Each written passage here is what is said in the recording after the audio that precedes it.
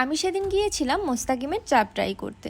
তো এখানে যাওয়ার পরে আমি একটি চিকেন চাপ, একটি খাসির চাপ অর্ডার করেছিলাম, আর সাথে লুচি ছিল, আর তাদের এখানে একটি শসার সালাদ ছিল।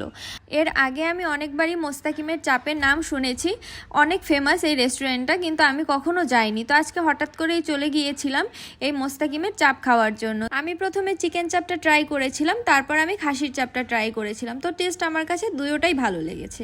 তো এখান থেকে খাওয়া দাওয়া শেষ করে হঠাৎ করেই দেখলাম একটা পানের দোকান। এর আগে আমি কখনোই পান ট্রাই করিনি, তো আজকে হঠাৎ করে ভাবলাম যে না, আজকে আমি একটা আগুন পান ট্রাই করি। তো আমি প্রথমে দেখতেছিলাম যে এই ভাইয়াটা কিভাবে পানগুলো বানাচ্ছিল। অনেক মশলা ছিল এই পানের দোকানটায়, আর এখানে সে একটা একটা একটা একটা করে মশলা দিয়ে দিচ্ছিল। আমি খুব একটা পান পছন্দ করি না, আর আমি কখনো খাইও নি, তাই আজকে আমি পান খাবো। আমার মধ্যে অনেক এক্সাইটমেন্ট কাজ করছিল, আর তাও আগুন পান।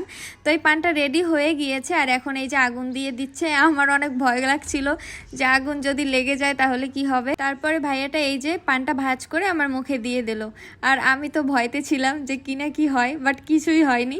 তারপরে এই যে আরও একটা পান নিয়ে নিচ্ছিলাম। এখানে একটি নর্মাল একটা পান বানাচ্ছিল ভাইয়া। এখানে এই পানগুলোর পার পিস ছিল 50 টাকা করে, আর এই পানগুলোর মধ্যে বিভিন্ন ধরনের মশলা দিচ্ছিল, আর এই পানগুলো যখন মুখে দেয়া হয়েছিল তখন একদম মুখের সাথে মিলিয়ে যাচ্ছিল। আমার আজকের ভিডিওটা কেমন লাগলো অবশ্যই জানাবেন। দেখা হচ্ছে অন্য কোনো একটা ভিডিওতে। সেই পর্যন্ত সবাই ভালো থাকবেন, সুস্থ থাকবেন। আজকের মতো টাটা।